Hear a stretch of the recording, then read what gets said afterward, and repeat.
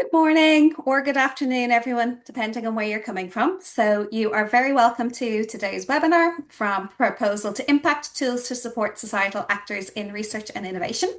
So, my name is Emma Dorris, and I'm delighted to chair today's session on behalf of the PPI Ignite Network at UCD and our colleagues across two European initiatives, Impact IP and Engaged Rise. So, this webinar brings together a shared interest across our three initiatives. How can we better support meaningful collaboration between researchers, societal actors, community, and voluntary organisations, public partners, and those working to create real world impact from research and innovation? We often talk about co-creation, engagement, and impact as ambitions, but today's session is focused on the practical sports supports that can make these ambitions easier to navigate. So we'll hear about resources to build the capacity of the social economy organisations to partner with research institutions and about tools to support understanding of intellectual property in the context of societal co-creation. We'll then move on into a panel discussion looking at some of the remaining challenges and emerging opportunities in co-creation for societal impact. In particular, we hope to explore what helps partnerships work well and what still gets in the way and how we can better support each other. So, a few housekeeping points before we begin. Please keep any microphones muted unless you're invited to speak. And you're very welcome to use the Q&A or chat function during the presentations. We'll bring as many questions as possible into the discussion. So thank you all for joining us. We're very pleased to have you here, and I'm delighted now to open this session. So our first speaker is Perrine Cesbron, a Programme Officer at the Wheel, the National Association for Charities, Community Groups and Social Enterprises in Ireland. Perrine is involved in European projects supporting the social economy sector, including Engaged Rise, which aims to build the skills and confidence of social economy organisations to partner with research institutions. Today, Perrine will introduce the Rise work and share practical resources to support more meaningful and impactful engaged research partnerships. So I'll hand it over to you, Perrine. Thanks so much, Emma, and thanks everyone for being here and being outside enjoying the sun. So I'm just going to share my screen here, and then we can kick off.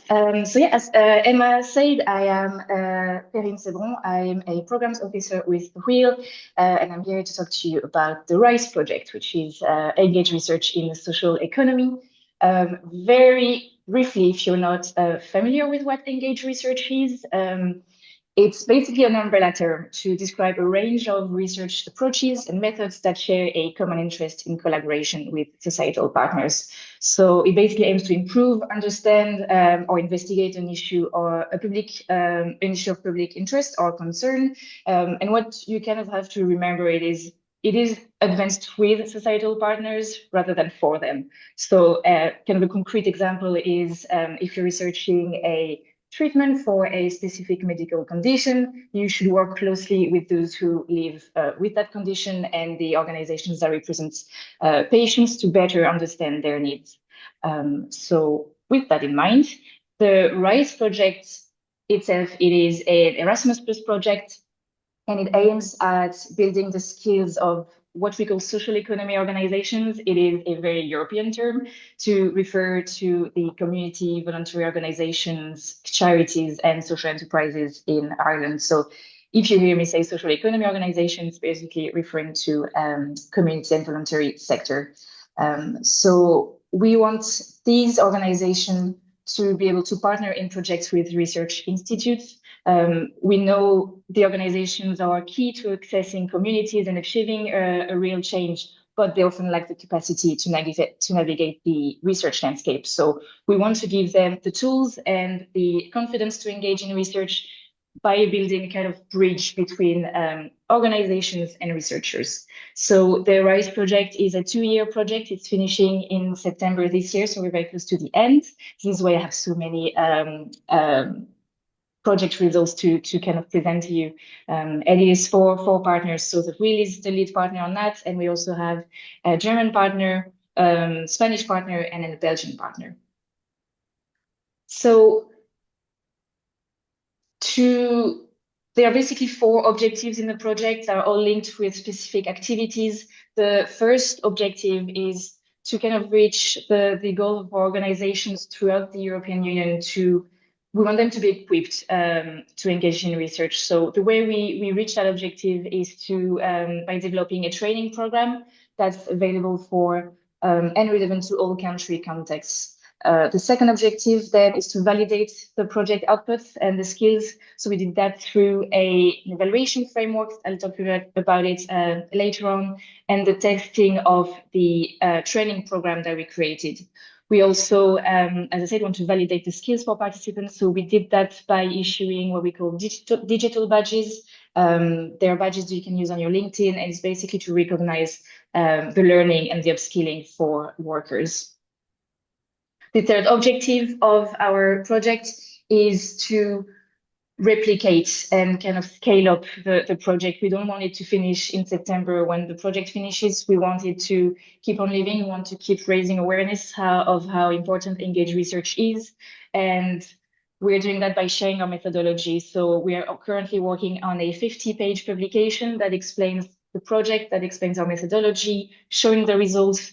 And there's a whole section on sustainability, how we're going to sustain the project once it finishes, and how we can replicate it and maybe scale it up. So keep an eye on our project website. The publication will be there at the end of the summer. And then the final objective has been going on since day one. It is raising awareness of how important engaged research is. It's sharing our project results. And to do that, we have created a LinkedIn page.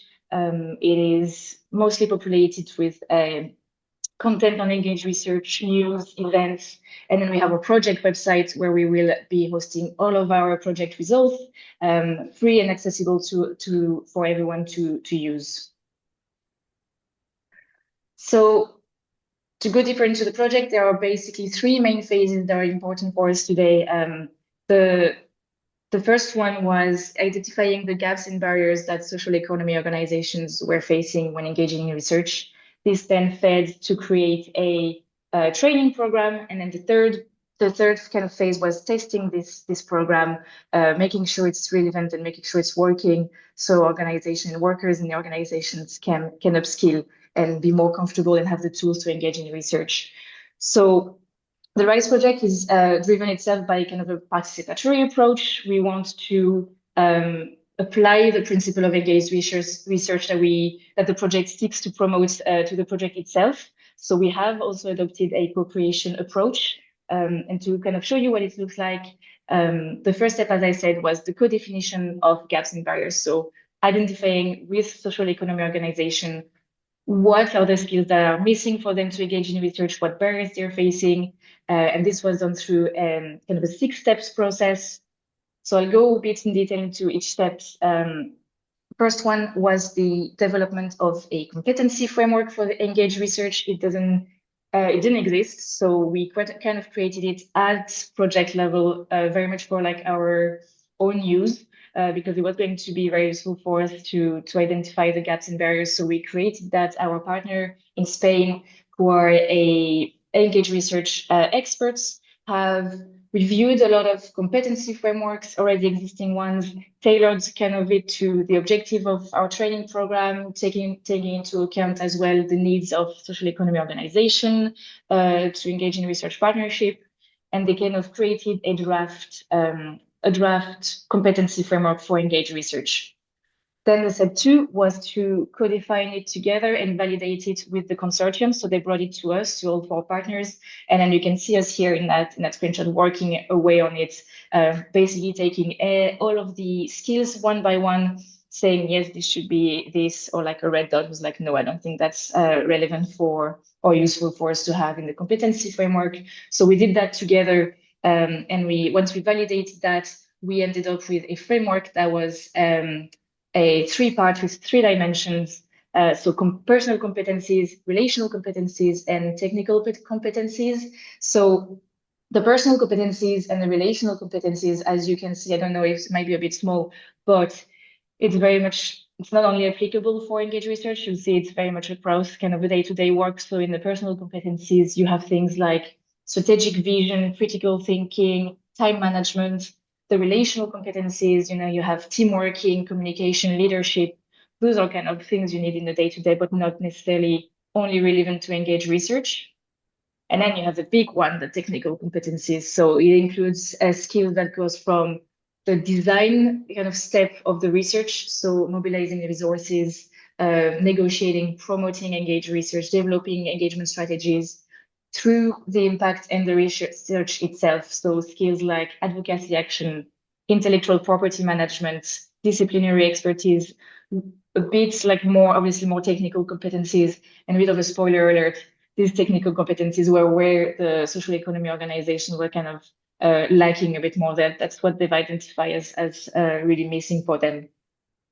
So once we had a nice looking engaged research competency framework, before we brought it to the social economy organization, we went to step 3, which is the creation of the co-design workshop themselves. So again, our Spanish partner developed a co-design workshop. They then trained us.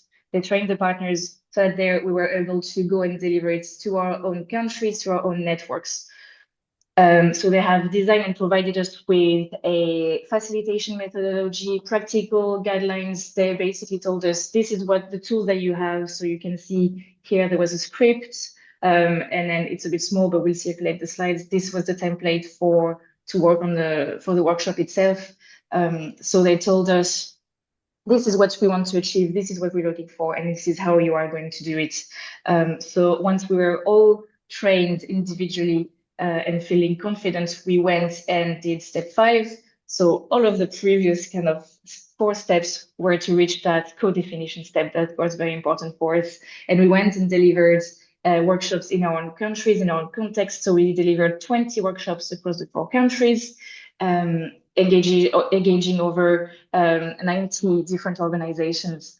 And we have invited workers from social economy organizations to these workshops to tell us, okay, where do you feel comfortable regarding how comfortable do you feel with that competency? How comfortable do you feel with these skills? So you can see the green dot is like, great, I feel fine. I feel like I can manage this. Fair, like, yeah, maybe like, okay. And then poor is like, I'm lacking that competence, so I need more training on that. So it was a very interesting process. They also added more notes on explaining why they were choosing this. We had a great conversation about like more barriers that they were facing. And all of these workshops then were great because it resulted in a gaps and barriers report. So we've aggregated the results across the 4 countries. We've analyzed the results, and we came up with a list of skills that organizations felt like they needed upskilling, they need training for. So this co-definition of gaps and barriers workshops were used at the end of the day to create a 20-hour training program. So that's the program I was referring to earlier, where we address most of the identified gaps and barriers. And it is composed of 5 modules, and we have slides, lesson plans, templates, everything to be able for someone to deliver that training or to take that training. So 20 hours in total, as I said. There is then the testing phase that, again, in EU language, we call the piloting phase. So once we had done it, it was like, okay, on paper, it addresses the identified gaps and barriers, but now we need to see if they actually do it. So again, in all 4 countries, we have run testing phases. So 2 of them, the first one, we asked participants, it was around 20 participants per pilot for Ireland. And we asked them to have an evaluation, as I mentioned again before. So before the training course and after the training course, kind of evaluating their skills. How are you feeling with engaged research, or with this skill before the course? And then how do you feel after this course? It was important for us to compare those results then, so to see if the course was actually useful and if it was addressing the gaps. So we've done that first time.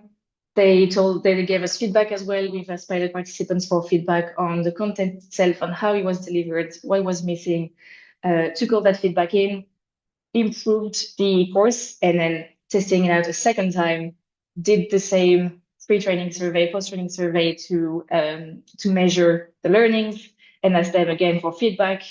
and finalize the course based on all that feedback from the second cohort of participants. So it was all finalized.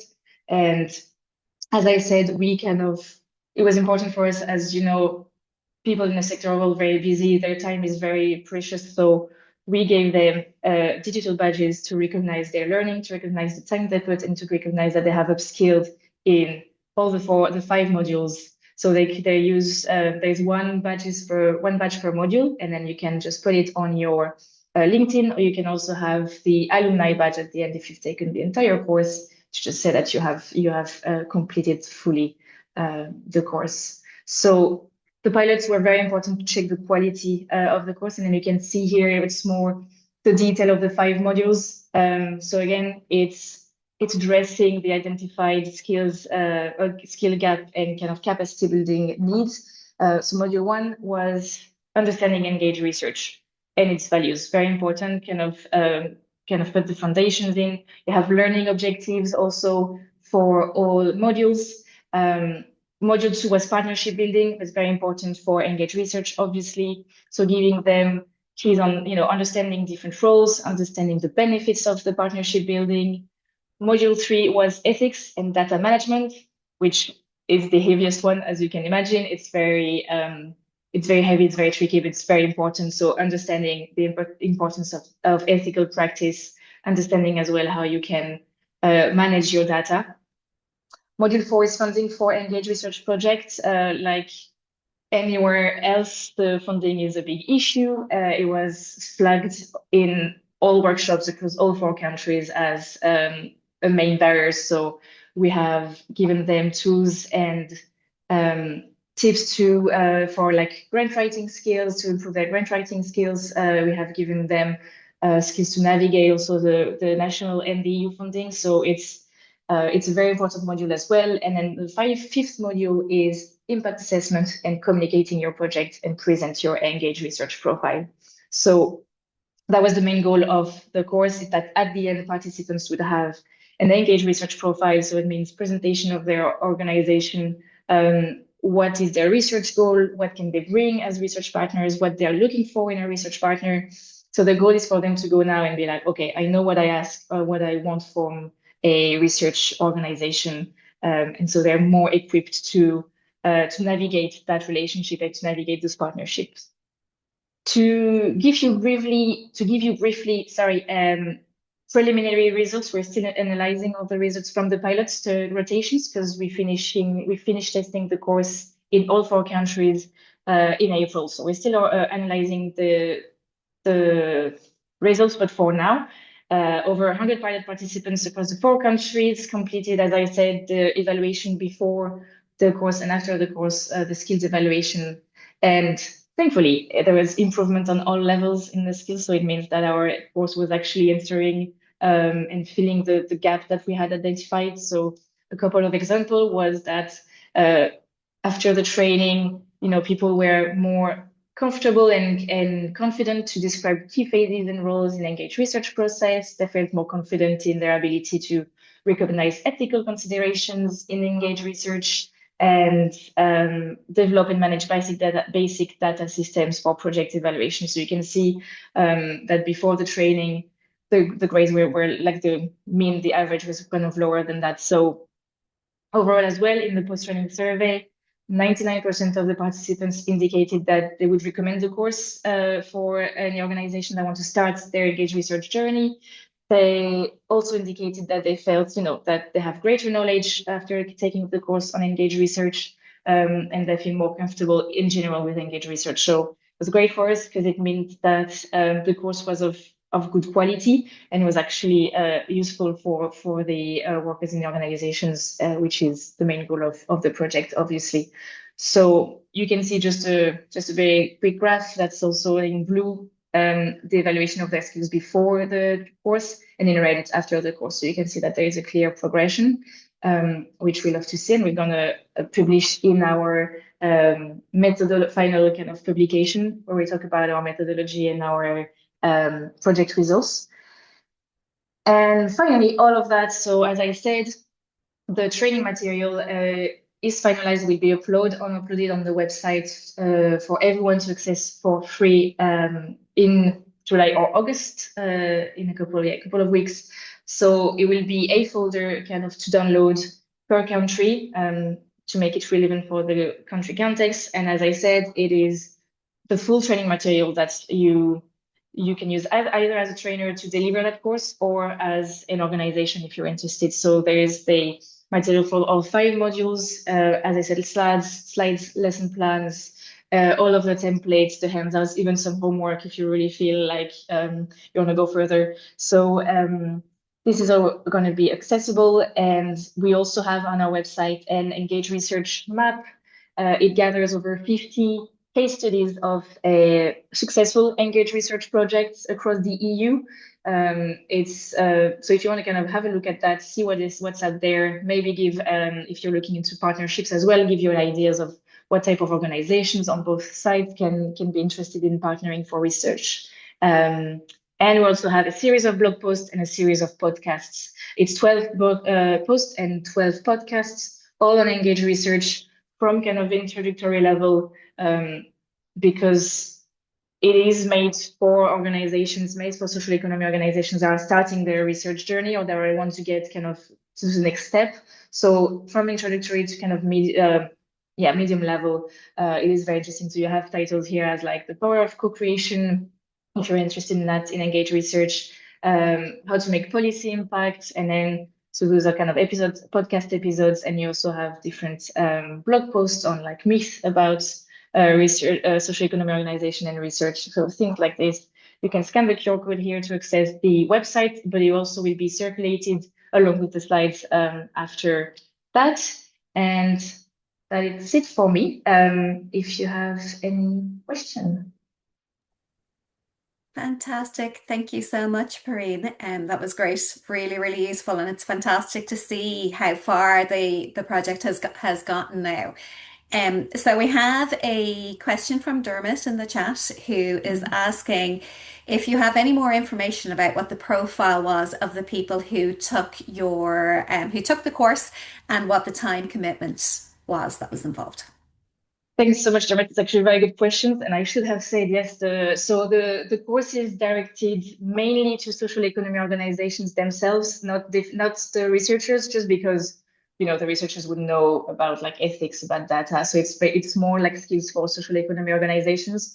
However, we did have, especially in Germany, we had researchers taking, it was mostly universities. So I don't know if that helps, but it was mostly researchers from universities in Germany. It's a European network, so there was from, I think if I remember correctly, researchers from Poland, Norway, Germany, and I think Belgium as well. And time commitment is it was 20 hours if you don't count the homework that sometimes we had. It was definitely asking people for a lot of extracurricular activity, but it's that's why we had the badges to kind of recognize their learning. Good. Thank you. So Jana asks, how did you produce the engaged research map and do you plan to still add to it? Yeah, so basically all 4 partners have contributed to it. So I'd say we have at least 10 or 12, we put at least 10 or 12 each case studies. That's why it's like, if you actually have a look on the website, it's all across the EU, which is very, very interesting. So that's how it's basically what we knew, what projects we knew from all of the partners. And will we still be adding to it? Yes, until September. And then depending on if we get more funding to maybe have another, like a follow-up project for us and keep building on that, we will be adding to that. But up to at least the end of September, we'll be adding to it. So if you have any successful Engage Research projects you want to share with me, please do, and I can add that to our list. Fantastic. Well, thank you very much, Perrine. That was really, really great. Thanks so much. And just for those of you wondering, we will send the links to the Engaged Rise project and to the follow-up links to anything that we mentioned today. So thank you very much. So we're going to move on to our next speaker now. So our next speaker is Natalia Zhuravleva. Sorry, Natalia, if I butchered your surname, from Nova UCD, where she is the UCD coordinator for the Impact Action, which is a Horizon Europe project developing practical tools and training to support better intellectual property licensing. Natalia will speak to the co-creation aspect of Impact IP, helping us think about how intellectual property can be managed in ways that support collaborative research, societal engagement, and shared impact. So, Natalia, I will hand it over to you. Thank you, Emma. Uh, First of all, I'd like to start from what is the project. That's Impact IP. That's a Horizon Europe funded project on licensing, supporting three main scenarios. Classical plus for non-patent based types of IP assets, including low value or high volume assets from social science, arts and humanities, including libraries and museum challenges, open science, and AI-enabled projects to licensing and risks management. Also, the second scenario is crisis that supports licensing in response or in prevention of medical emergencies.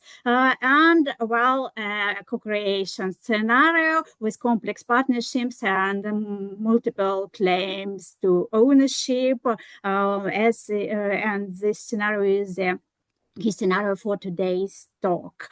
We are now in the middle of the third year of the project. That's 3-year project.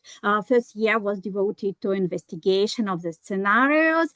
During the second year, we developed and initially tested the toolbox because the toolbox is our main result. And you can see the QR code to the Impact 3TIP toolbox here. And this year is devoted to the events to present the tools and real-time check of them.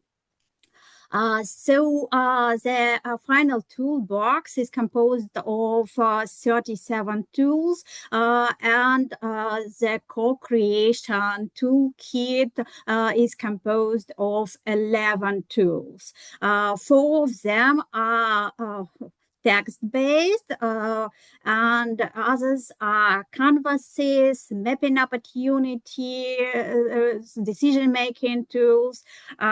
7 tools of this block were developed by the project partner Demola, based in Finland. In total, we have 8 project partners in the project, and they are based on Demola's very good, great experience on facilitation of co-creation process between companies and students. However, the tools are very broad and can be used in any co-creation process. Other 4 tools, they are marked blue, were developed in the University College Dublin and specifically for societal benefit sub-scenario. I'm not going to go deep into co-creation. The main thing I'd like to say here that people are working together towards common goal, and a value is created through their unique competences, resources, points of views, and the like. And though the input of each participant is very important, their motivations and the size of their input might be different.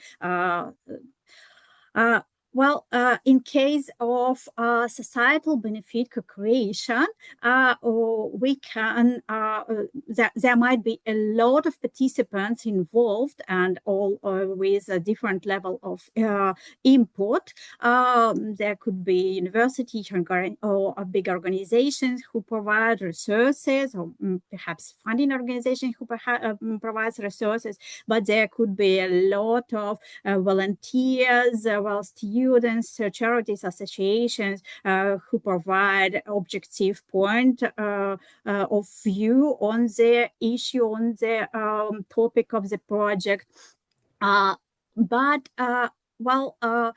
there are many types of such projects, starting from top down, where, well, the funding organization or any big organization, shapes what might be inside the project, to bottom up projects where some group of, carers, volunteers, someone decided to work for common goal, and only later they might get some funding and, some partners from university, from hospitals, and the like. This diversity of scenarios, diversity of participants results in some specific issues where because background of participants, their motivations, their expectations might differ much. And many of them might not have any experience in a resilient business. But when we are talking for societal benefit, we need some sustainable business model later. And also, if we talk about project, that means that there is some kind of IP involved, because the results of the project are IP, even if you don't realize this in the very beginning of the project. Our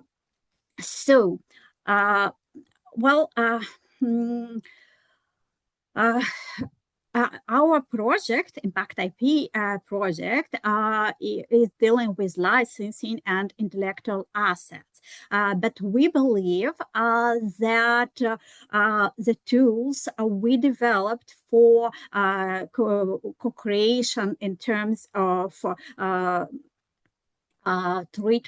IP treatment could help societal benefit co-creation projects in general, because when you don't know what you're going to do with your input, how the results can be reused, how can they be adapted, you might got a lot of issues during the project. I know that some people are a bit afraid of talking about intellectual assets, and they imagine a lot of laws, a lot of patents and the like. But in this case, any intellectual output is an asset. It could be reports, guidelines, policy briefs, training material, educational sources, illustrations, anything. And to know how to use them to make it in respect to the background, to the input, you need to ask IP questions from the very beginning.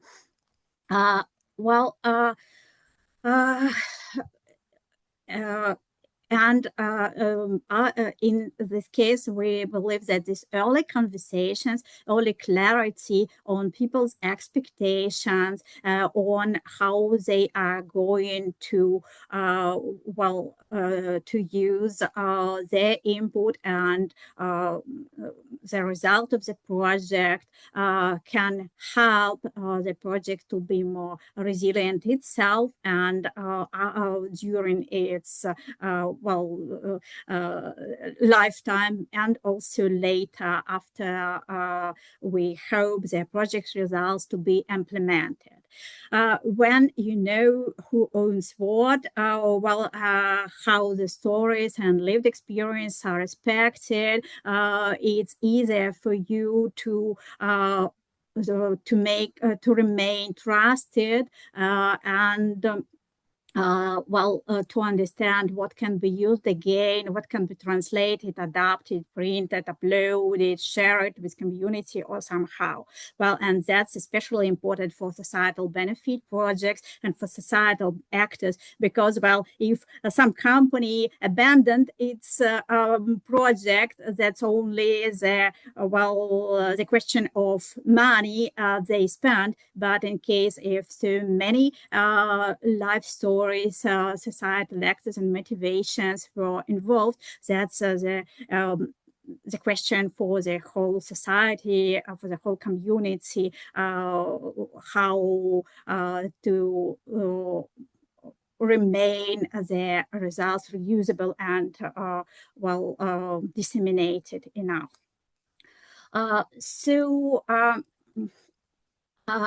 What can go wrong when rights are left until the end?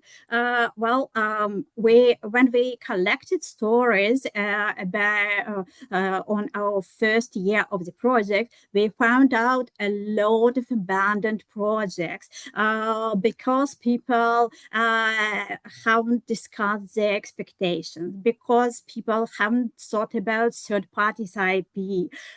Because their motivations differed so much and they didn't understand motivations of each other, because the rules were unclear and nobody dealt with project management. And if you go to Perrine's presentation, project management was among the main competencies, technical competencies we need. Well, and also there is a chance of disappointed participants when their sensitive storage life experiences are used without clear boundaries.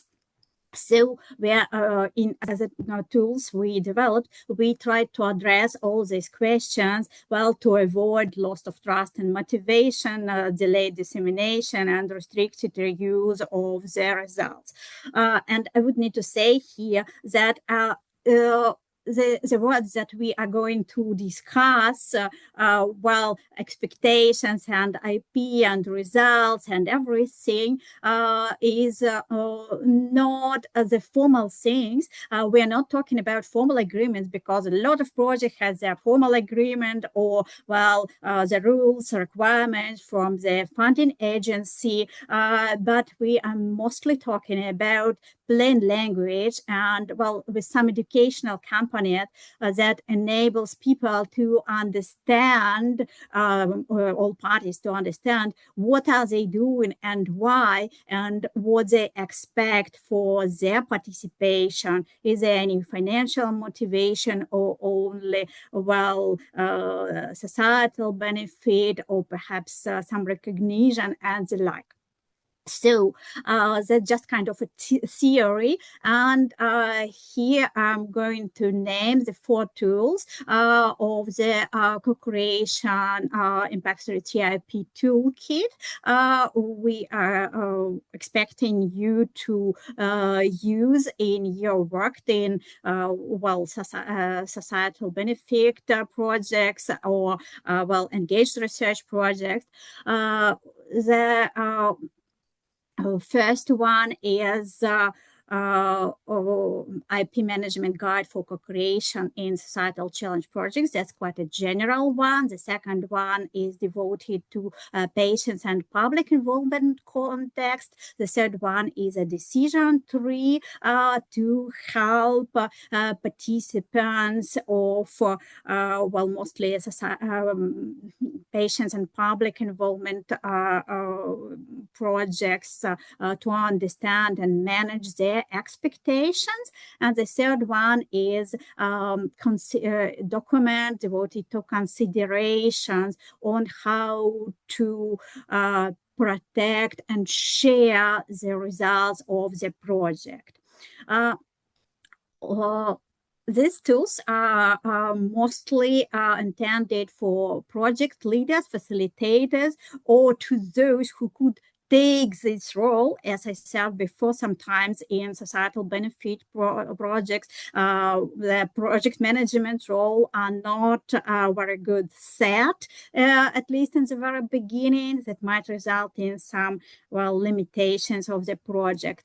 But they can be used by all participants, and we try to make them quite simple and add educational components there. So the first one, as I said, is IP management guide for co-creation in societal challenge projects. This guide is mostly designed for top-down projects and can be used well through the whole project, but might be very relevant in the very beginning of the project, in the stage of design or preparing a proposal for people to understand what they are going to do. It also explains some IP terms like a background, foreground, IP ownership, agreement and responsibilities, and quite easy way, and also explains the main roles in the project. So it has some project management component in it. The questions it addresses what people expect to create. Should everything be confidential, restricted? Who contributes knowledge and materials? Who could reuse it? And it engages the team to make a kind of light IP policy to understand what they are going to do with the project, and explains all the steps how this IP policy can be developed, starting from preparation, survey, workshop, recommendations, and basic steps how to deal with each step of this light IP policy preparation.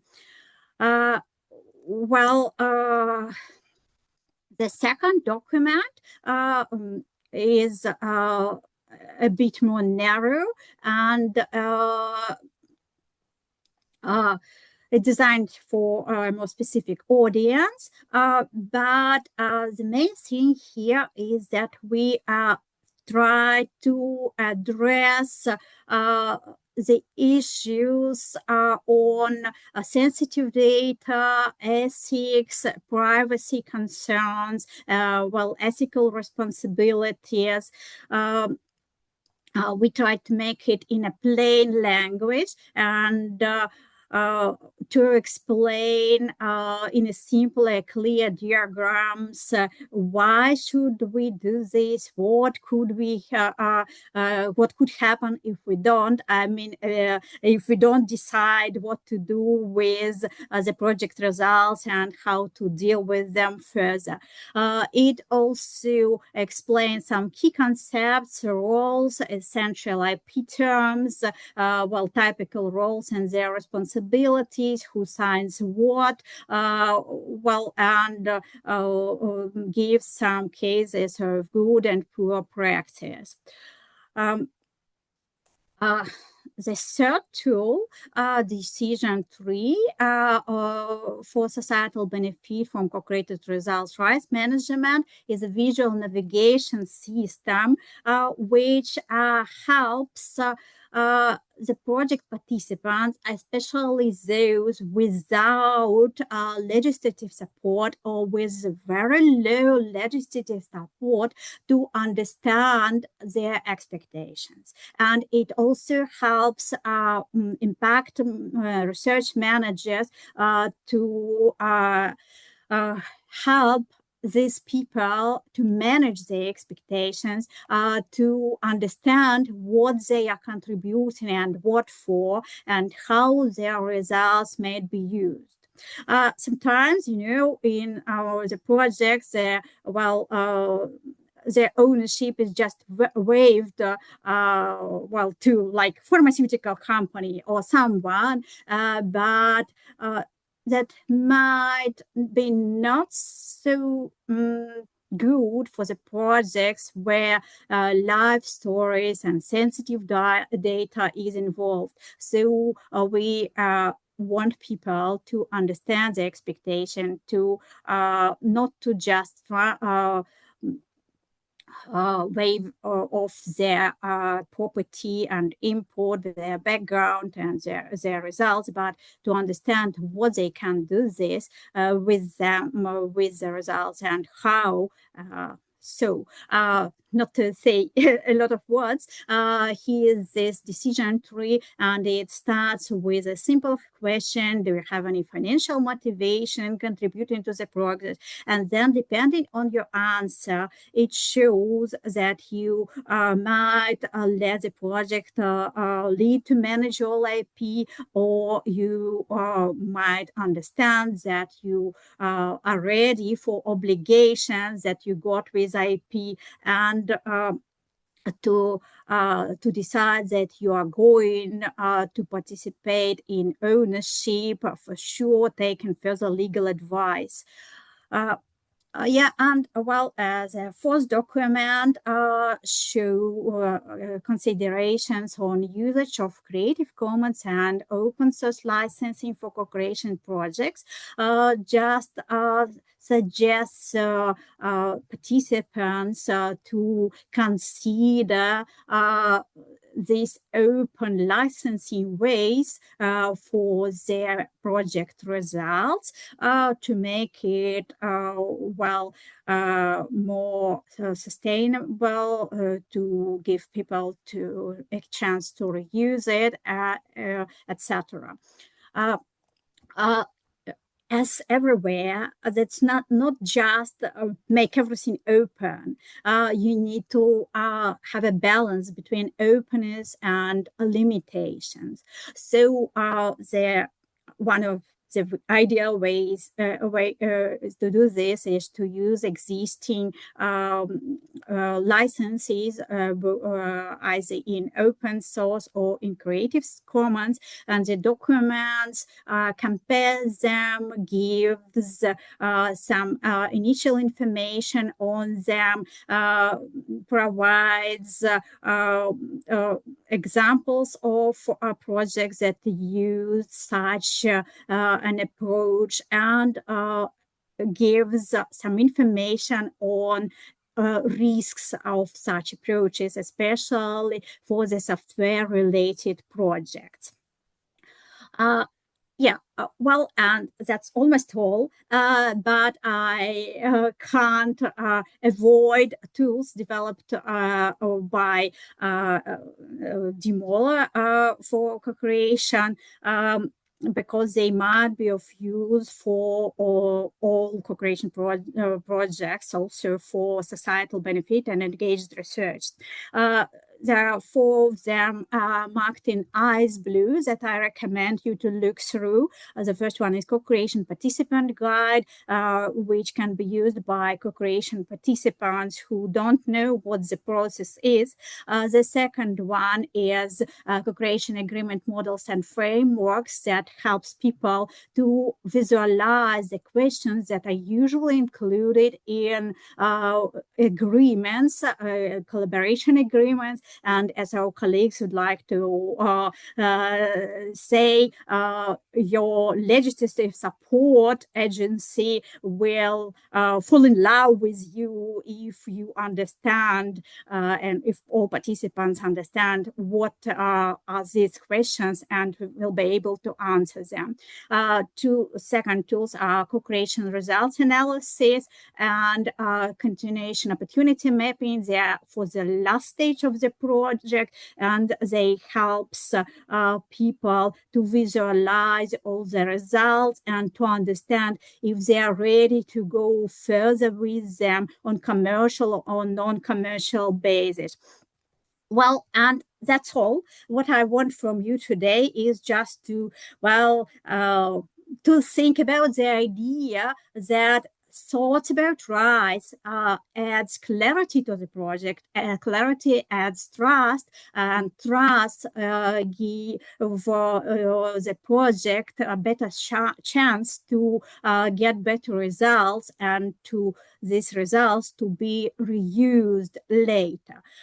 If you could, I would be grateful on your comments on relevance of the tools, on the language they are written in, and on any other comments like on format of the tools and some case studies or examples where they can be used or were used, will be used in your projects. That's it. Thank you very much for attention. And if you have any questions, you can ask them now or send them us later to the address info impact3tip EU. Thank you. Thank you so much for that, Natalia. It was a really interesting overview of the work you've done. And I know it took an awful lot of work to get to the point where you are now. When people are accessing your resources, they're open, but they need to do a short registration. Is that right? Yep. Yeah, you should register on the website. Nothing difficult there. Just put your name, address, that's all. Great. Yeah. So just when we send it out, if there is that screen, they are freely available. You just need to register first. So I'm just going to have a quick check to see if there are any questions for you. I don't see any in the Q&A at the moment, but I might ask you one if that is okay. So I suppose one of the first questions that I have for you is that often we see the issues around IP happening too late, that those conversations haven't happened, so that the work has happened before you start to have those conversations, and it can lead to issues around the relationships. So you've mentioned it throughout your presentation, but do you have any recommendations on any kind of prompts you would recommend every either social organization or researcher to have? Any of those, how you open that conversation at the start? You can try to ask about expectations, what you expect from this project. What are you going to use the results later? And you can return to these questions after some time, because in the very beginning of the project, people might not realize what are results and what are their plans. So we recommend to return to these questions to, reconsider, let it say, IP policy several times through the project, not stop asking in the very beginning. The first question is just, a question without any sense to almost everybody. That's it. Great. I think that's a great that these things aren't static, that things can develop over time. So, Natalia, thank you very much for that. Really appreciate it. And I think it was a great presentation. So thank you very much. I'm now going to call for some of our panelists. So I'm going to thank both of our speakers for their excellent presentations today. So you've given us a really useful foundation for thinking about, I suppose, those thinking about how we move from ambition to actually implementing co-creation and the practical realities of making it work. So we've heard about the resources to support social economy organizations and to engage confidently with research. And we've also explored some of the IP and research asset questions that can arise when research and innovation are developed collaboratively. So for the next part of the webinar, we want to open up that conversation a little further.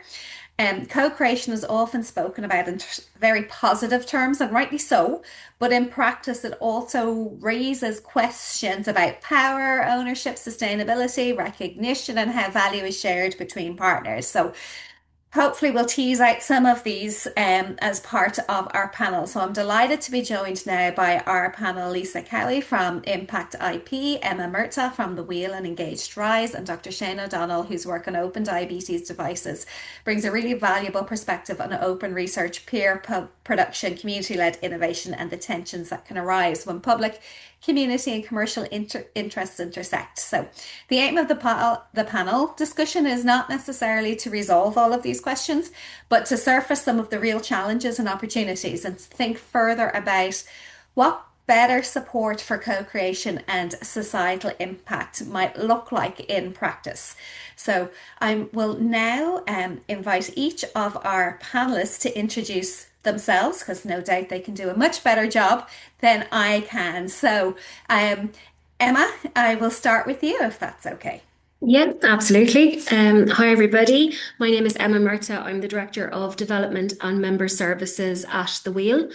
For those of you who don't know, The Wheel is the National Association for Charities, Community Groups and Social Enterprises in Ireland. So we're a membership organisation. We have about 2,700 members representing the full scope of the charity community sector, from very small local charities right up to big household name charities. And I suppose one of the kind of pressing needs that we've identified over the years is the fact that these organizations are keen to collaborate with researchers. They need to be basing their services and their advocacy on evidence. And, collaborations with researchers is a good way of going about attaining that evidence. But I suppose, they didn't always know how to go about that or how to do it in a way that is strategic and mutually beneficial. So that was why we came up with the RISE program that Perrine presented earlier. So yeah, that's a little bit about me. I won't keep going because I'll hog the mic. Thanks, Emma. Lisa, I'll ask you to Hi. introduce yourself. Hi, hello. I'm Lisa Cowey. I'm the technical coordinator for the Impact IP project. By background, originally I was a STEM scientist, and what for me has been so lovely about coming into the Impact IP project is that STEM tended to focus very strongly on industrial rights and economic gain, making money through licensing, and working on impact IP's given us this chance to look at a whole different range of intellectual assets that come out of different forms of research and how they are used for societal benefit, and to try and get to grips with the problems of getting them out there in a way that's sustainable, given that very often they don't have a huge amount of financial value, but you need to find a viable business model for keeping them coming through. And doing case studies and working with people who actually do this and have succeeded has been a wonderful part of the Impact IP project for me. So thank you very much for inviting me to come and be part of this today. Thank you very much for joining us. Shane, I'll invite you to introduce yourself. Yeah, hello everyone. So my name's Shane O'Donnell. I am a Marie Curie Fellow based in the College of Business in University College Dublin. And so I suppose my whole area of interest is in, the emergence of these kind of self-organized communities of patients who are co-creating their own medical technologies because the market isn't adequately meeting their needs. So the kind of primary case study that I look at is the so-called We're Not Waiting movement, which is basically a global movement of people primarily living with type 1 diabetes who've developed a range of open source technologies to better meet their needs. And they've done so completely outside of the usual pathways of commercial device innovation and regulation. So just I'd briefly just say a couple of words on diabetes. It's an incredibly kind of relentless and challenging condition. There's kind of dozens of, if not hundreds of treatment decisions that need to be made every single day. Many of them are a matter of life and death. So essentially this community have developed software that allows the user to delegate dosing decisions to an algorithm, and thus kind of alleviating a lot of the cognitive and emotional burden of the everyday management of the condition. And I suppose the pioneers of this software, all the way back in 2015, made the software entirely open source, so it's freely available online for other people to build and modify and share themselves. And since then, it's kind of blossomed into this global community of 30 to 50,000 users worldwide. But what's really interesting, I suppose, about the community is that not only has it had kind of transformative impact on the lives of users, it's also had a transformative impact on the wider diabetes landscape. So industry have now kind of taken up a lot of the software developed by the community and are using it as part of their own product pipeline. So I suppose my research has been just to look at how do we, I suppose, number one, build a kind of epistemic legitimacy of this community and the innovations that are developing, but also looking at the kind of longer term sustainability of the movement. Fantastic. Thank you, Shane. And we will, I think, pick up a bit more on some of the aspects of that as we go through the discussion today. So I'm going to start off with more of a basic question. All of you have been funded in one form of or the other through different programs from the European Commission, but there's more and more talk about co-creation in Europe, but do we all mean the same thing when we talk about co-creation? So just to start, so we're all understanding what we mean when we talk about this, I'm going to ask each of you, what do you think we mean when we use the term co-creation in Europe? So I'll open it up to whoever would like to jump in there first. I can go first so that I can steal the good answer before everybody else takes them.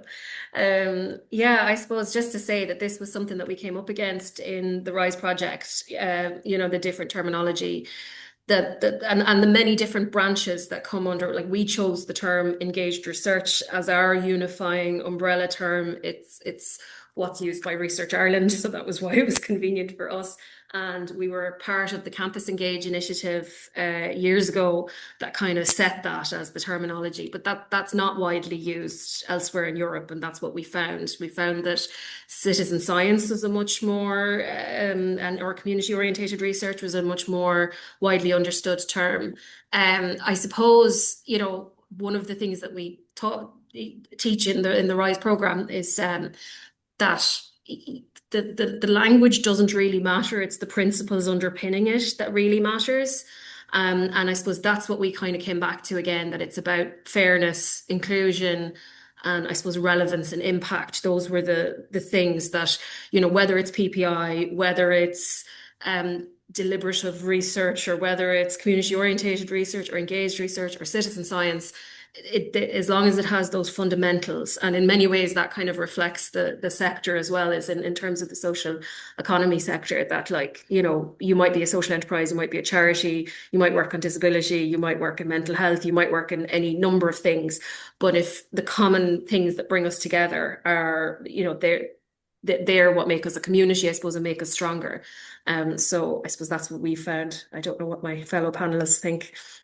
Yeah, and Lisa, I might come to you. I found it really interesting when I first engaged with the Impact IP program, because co-creation to me is very much social orientated, but because when there was that industry sector there as well, there is co-creation in the industry sector too. So maybe you'll pass it over to you on that. Yeah, and we found this a really interesting question under the Impact IP project when we said to people, what does it mean to you? And we had a special interest group on co-creation. We had a large proportion of people in the special interest group actually that were ex-STEM scientists and industrialists who said, oh yeah, we've been collaborating for years. We know everything there is to know about collaboration. And we were saying, but this isn't classical collaboration.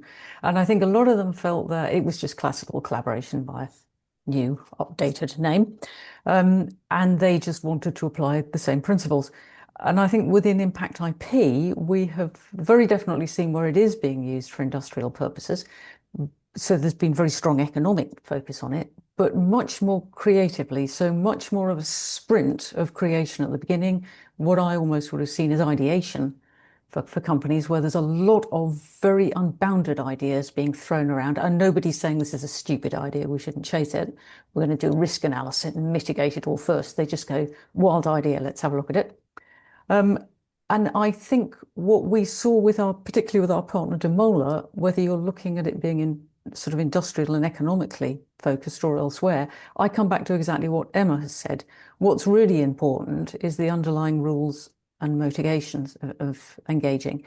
And that's why within our toolkit, we do have tools there to get people to actually sit down right at the beginning to say, why are we doing this? What do we expect to get out of it? What are we bringing to it? What do we hope to take out at the end?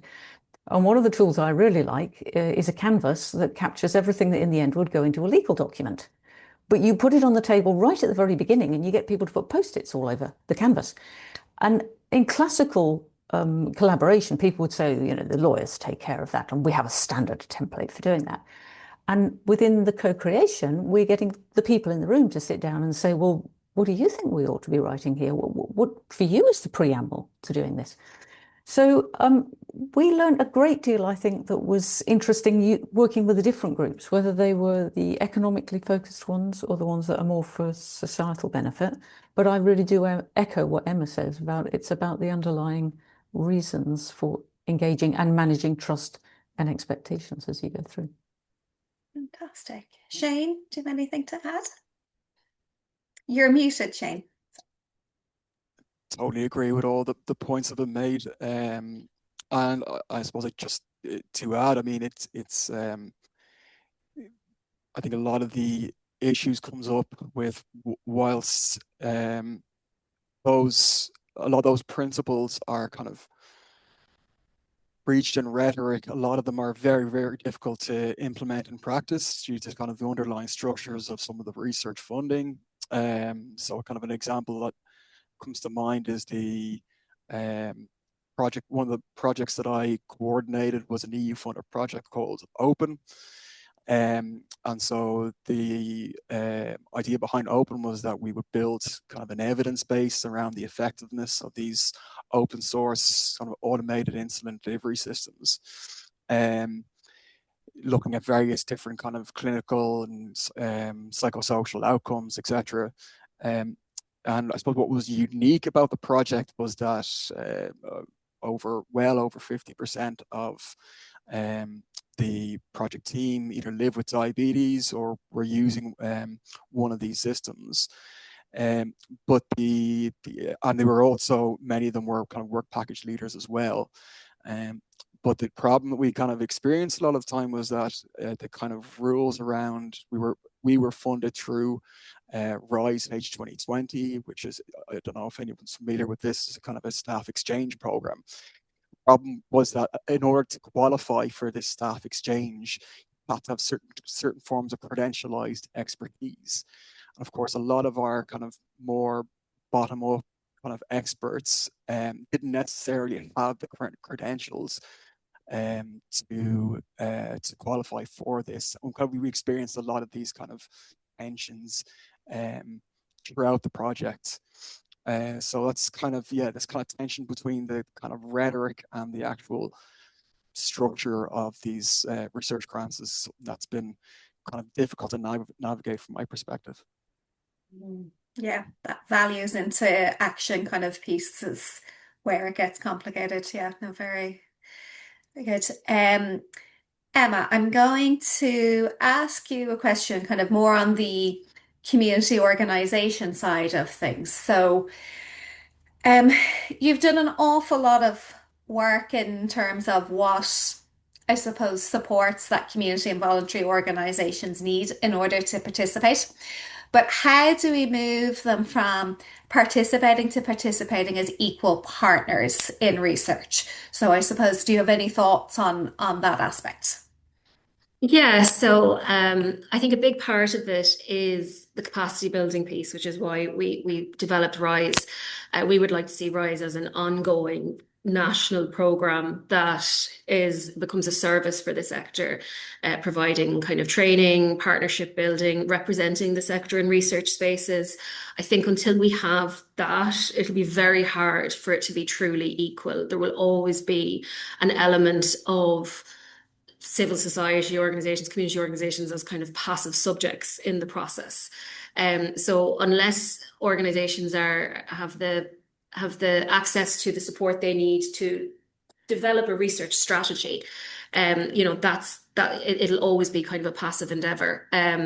What we found is that organizations really want that support and they're really keen to, like, we were oversubscribed for RISE. We got really positive feedback from everybody, and there's always been a huge appetite for anything that could help them to learn how to navigate the research landscape as outsiders. So it's not about making them researchers. It's just about enabling with the confidence to be able to navigate a space that isn't their own, but to be able to do so in a way that is strategic, so that they can work with researchers and dedicate their time and effort into something that isn't just interesting from the researcher's perspective, but is applicable and useful for them.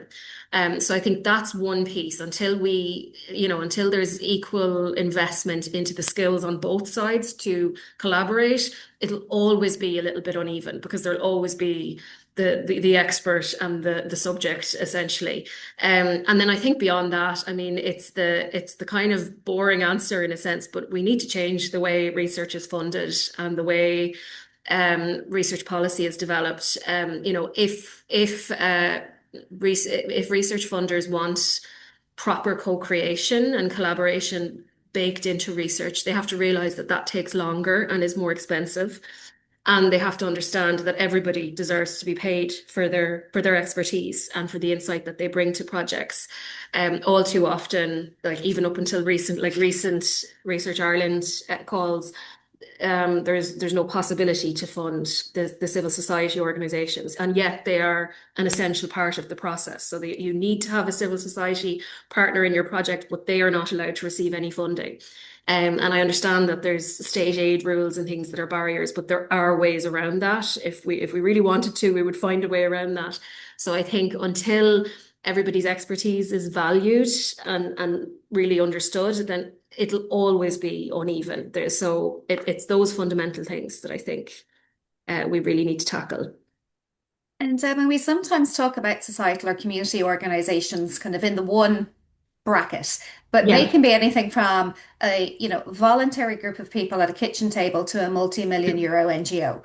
So Absolutely. what are there things within that kind of grouping that's really stood out to you? Are there supports that work better in one area than the other? Or is there, how do we support equally, I suppose, is the question. Yeah, there will always be organizations that we would say are already research ready. I mean, the goal of RISE was to create more of these types of organizations, but there's organizations that have research functions, who have researchers on staff who can immediately get involved in a project, negotiate things like who owns the intellectual property, when will outcomes happen, who will own them, there's a big chasm of a difference then between them and the more, say, like a patient group or something like that, that's completely volunteer. So I think that you have to be able to tailor the approach to the organization. The fact of the matter is, like, it's from the research perspective, it's what are you asking of an organization? If you want to go for a huge European project and have a partner who can participate on par with anybody else in the consortium, then you're going to need to lean towards an organization who has that capacity. If it's very important to you to have grassroots volunteer small groups, then I suppose your research design needs to incorporate the fact that they're not going to be able to participate on that scale. I think one of the things I will say is that a lot of the time people, like researchers who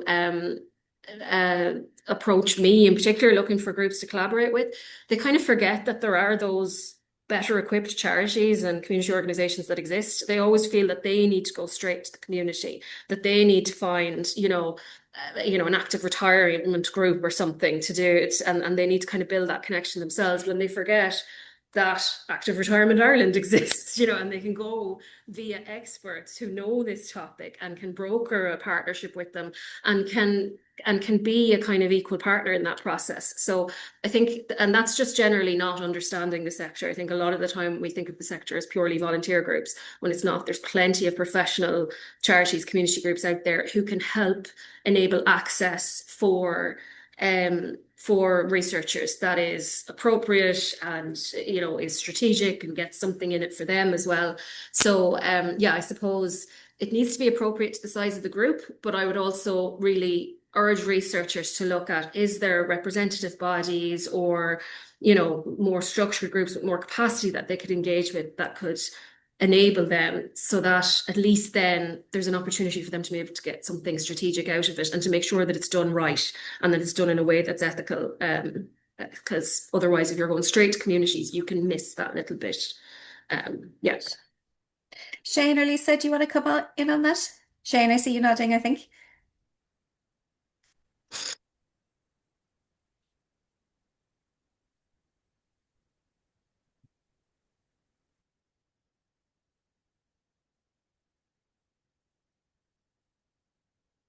Lisa, if you want to come in, if you want to jump in while Shane's sorting out his mic there. Microphone.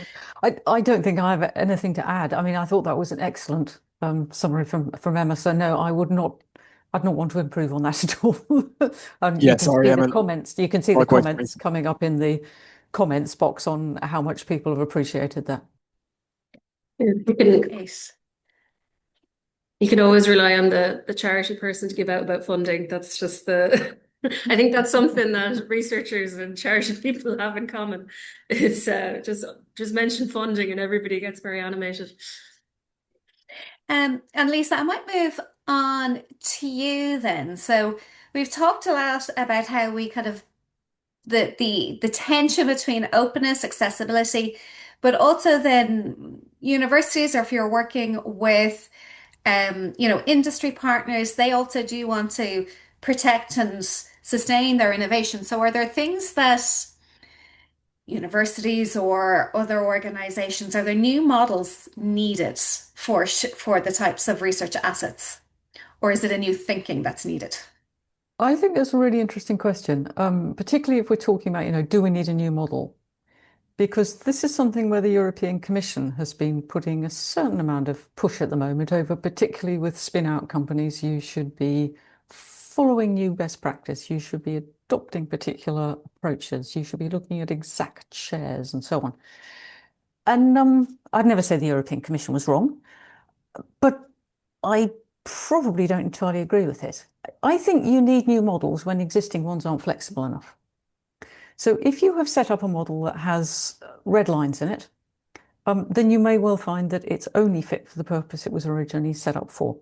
And if as a university you say, well, we have to do an exclusive licensing deal, that's our preferred approach, we have to go with the highest bidder, we always have to take 50% of equity at the point where we launch, you will have a problem.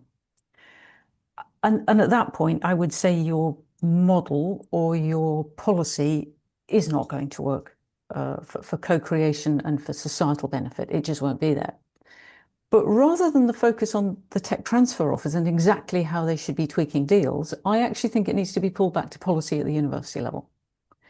And we certainly saw that for our crisis toolbox, where we have been trying to get people to think more about equitable access. So you make healthcare innovation available to everybody who needs it in any country, available, accessible, affordable. But you will only really persuade the TTO to do this if the university has a policy in place that says, this is what we do, public money for public good. And the policy itself is clearly not enough. The university needs to a little bit have its feet held to the fire over its policies, or they just remain on paper, which I think more than anything else means that the university needs to be reporting what it has achieved in line with its overarching university policy, because at that point it gets much easier for technology transfer officers to use more flexible models in order to say we will achieve a particular objective in a different way to the one that we usually do. And then the university will be reporting that at a high level, because that will then align with their overall policy. So that, for me, is what we really need to do. Universities need to re-examine their policies. Tech transfers should be offered more flexibility, how they implement them, and we need more transparency in terms of how people report what they are achieving.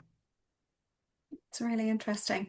And I hadn't heard about that types of licensing until I had done your training in the Impact IP probably a couple of months ago now at this stage, but it's been on my lips quite a lot ever since. Once I heard about it, I was like, well, this makes absolute sense. We have EDI charters and various different things, but have you found when you have worked with, and not just universities, but is there, I suppose, a discrepancy in some of the support that you get for either more equitable type licensing or more social innovation compared to the more commercial type licensings within these bodies? And I don't know if you can speak to that, but if you just have kind of general thoughts, it would be great to hear.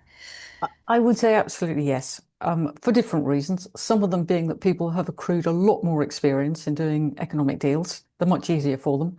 They're on unknown territory when they say now we'll be doing something else. So they are looking for more support from the outside world than at the moment they're managing to find. There are organisations out there. I mean, for equitable access, you can go to people like the Medicines Patent Pool, and they will help to guide you. And there is experience in different universities and research institutes, like Institute Pasteur, if you will go out and say, will you do some peer learning on this? Will you help us to move this forward? But I would say I actually see some of the strongest resistance to this coming from senior management inside universities. And part of this is, you could say, the KPIs, but part of this also is money.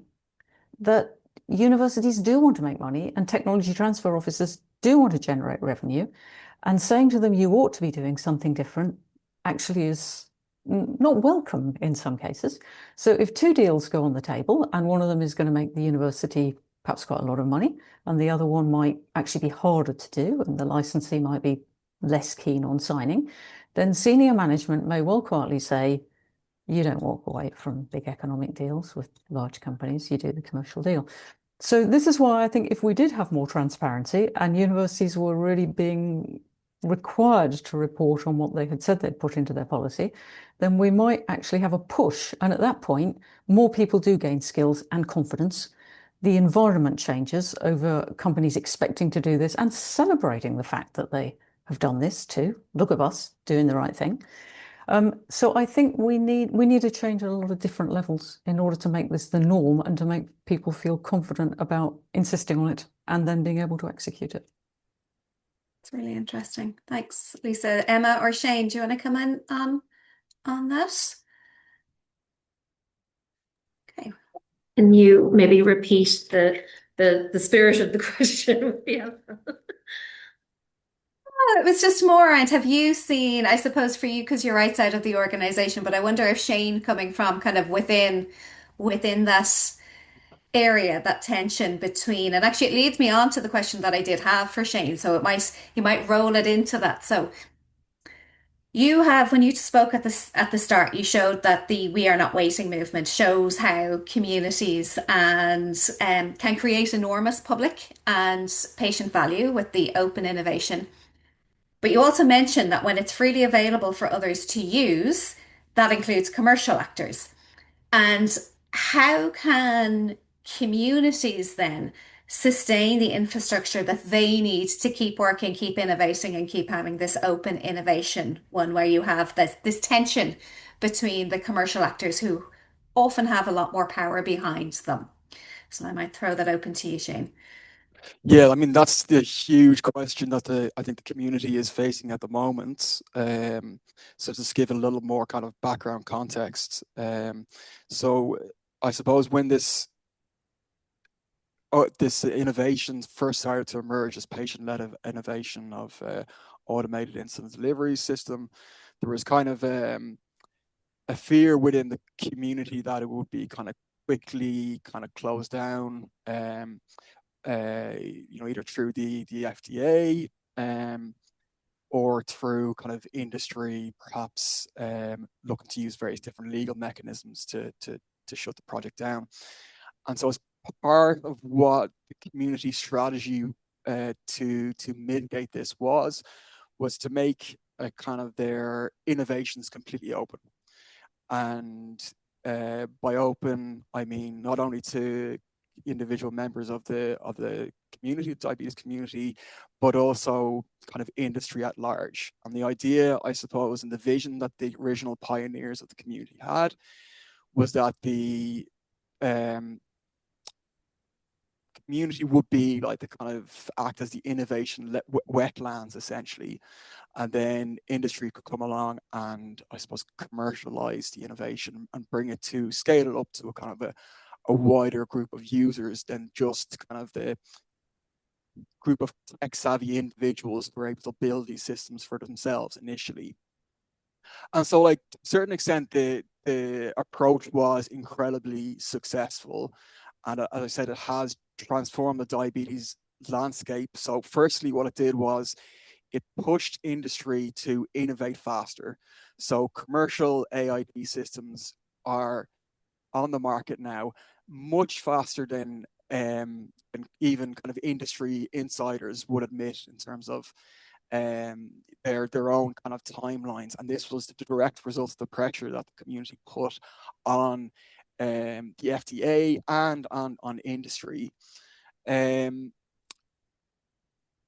secondly, what happened was that the industry started actually integrating and using a lot of the innovations as part of their own product pipeline. So I suppose the most kind of recent example of this was that one of these systems was shepherded through the FDA approval system and is now available on the market, or is coming to the US market very soon. So it's had this kind of transformational impact on the diabetes landscape, and it's kind of really advanced the field of automated insulin delivery, and the kind of science around that and knowledge around that. The problem is that industry has really not kind of reciprocated in any way, so that there was a kind of an expectation that as the kind of advantages of openness would become more and more evident, that industry would make their own interfaces more open. And this hasn't happened. They're still very much kind of wedded to their proprietary approach of innovation, still very much a closed system. And so what this practically means is that the developers within the community still have to go through a massive amount of reverse engineering of the commercial devices developed by industry, to reverse engineering to basically pipe data from these systems to their own kind of open source innovations. And after, I suppose, more than 10 years, there's a lot of burnout, and also a lot of costs that are being added to the community in terms of being, maintaining servers, etc. So I suppose the big question faced by the community now is like, how do we enable a mechanism, or how do we make the relationship between this kind of patient-led commons and the market less extractive? And so I think licensing is a really interesting, I'm kind of learned a lot today. I've come across another idea which is mooted within the community, which is the idea of a kind of a peer production license. This is the idea that you can use the innovation if you're a member of the community for free, or if you're a not-for-profit actor. But if you are a commercial player, then there is a kind of a commercial fee implication. So that is kind of difficult to implement in practice, but at least it's kind of an interesting approach. And I think it's again about pressing industry to see the advantages of it not just being a one-way street, that there has to be genuine reciprocity between both parties, essentially. Yeah, go ahead, Emma. Yeah, that's some really excellent points, Jane. It's something that's come up a lot when we talk to charities about this and about investing time and effort into things that ultimately become profit making. In the end, I suppose one of the things that I would say is I think we, as in civil society, which includes both the charity, community, social enterprise sector and academia, I think we need to take a bit of a stronger approach when it comes to this, particularly when it's public money. I mean, we see just in the news a couple of days ago, there was, obviously there's 2,300 academics who have sent a letter to Research Ireland,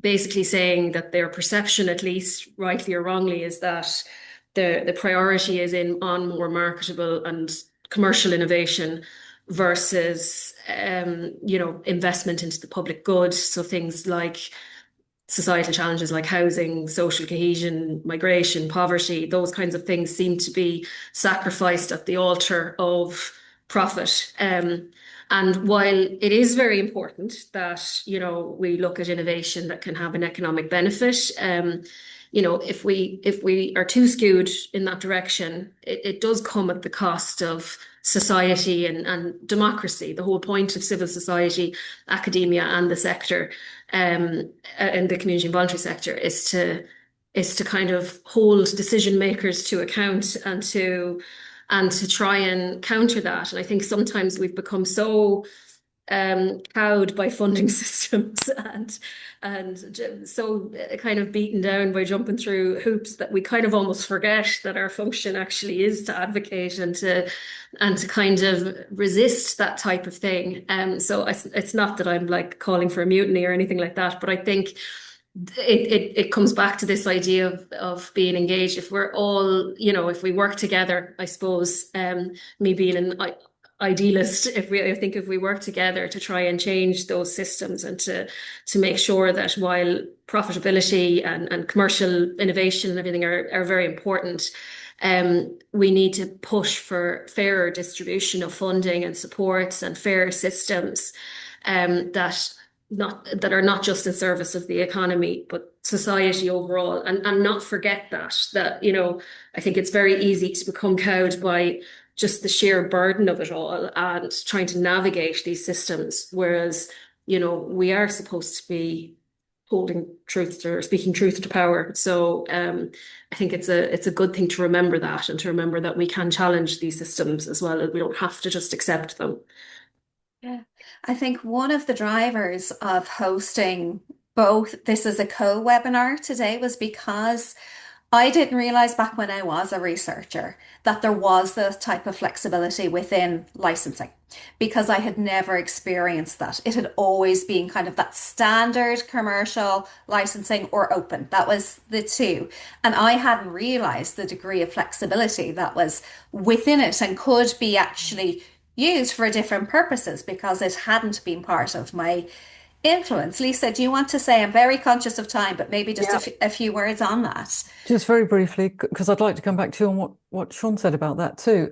I think that licensing can be a fantastic tool to achieve different objectives as a researcher, and not enough researchers are actually being trained in what goes into a licensing agreement, and to move away from these templates so we will make economic gain.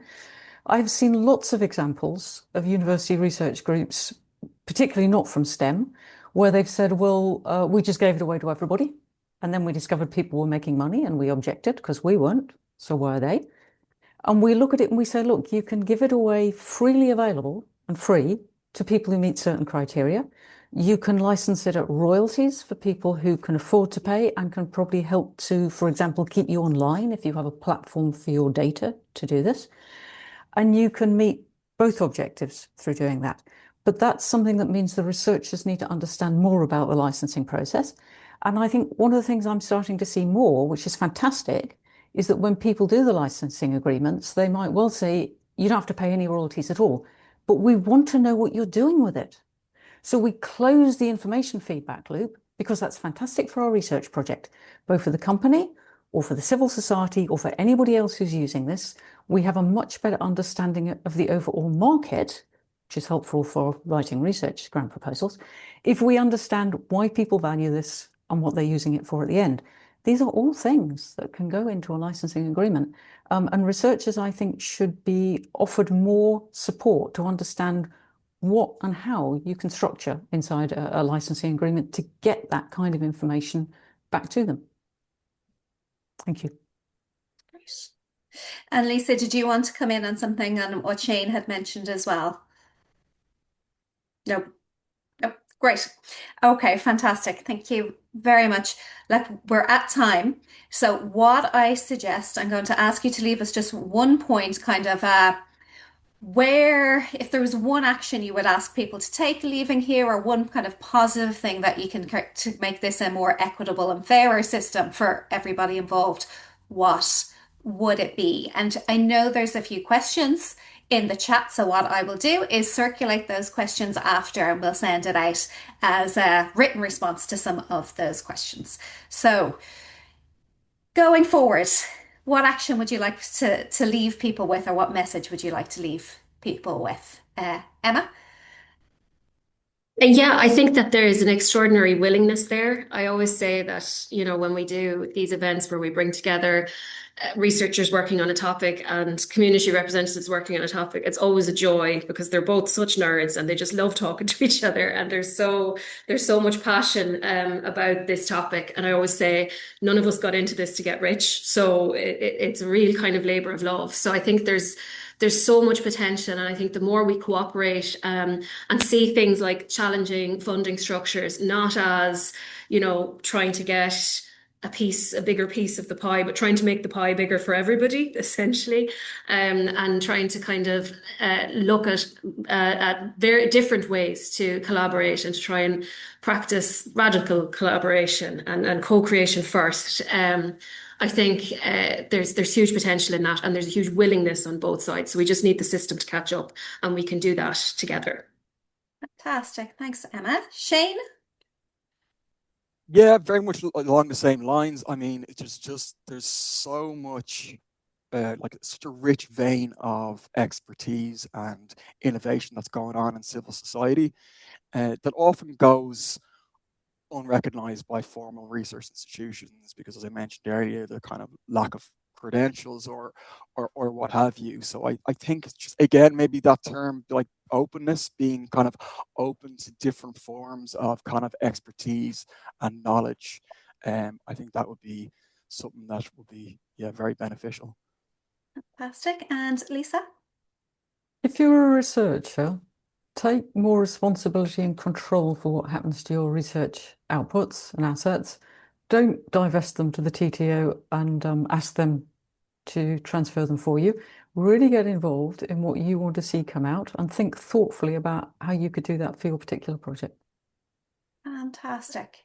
Well, thank you to all of our panelists, to Lisa, to Emma, and to Shane for such a thoughtful and engaging discussion. So I think what's come through strongly today is that co-creation is not about a method or a set of activities. It's about the wider way of working, and it asks us really to think carefully about things like relationships, value, ownership, sustainability, and impact from the very beginning and inherited as part of the collaboration.